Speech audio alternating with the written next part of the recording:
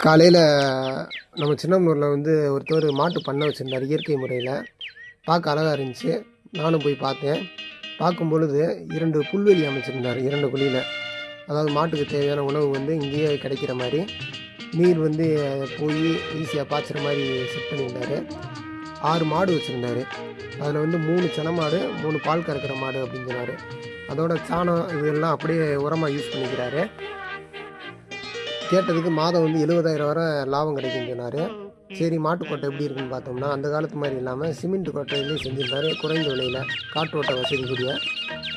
உள்ள போய் பார்க்கலான்றப்ப ஒரு பாட்டியம்மா மிஷினில் அரைச்சிக்கிட்டு இருந்தாங்க புல்லை.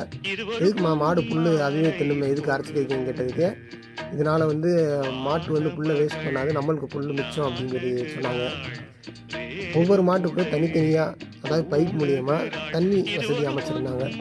பார்க்கவே உண்மையிலே அழகாக இருந்துச்சு. அதே மாதிரி மாடு நிற்கிற இடம் இதெல்லாம் சுத்தமாக இருந்துச்சு. ஒரு அழகான கண்டுக்குட்டி வேறு உள்ளே இருந்துச்சு.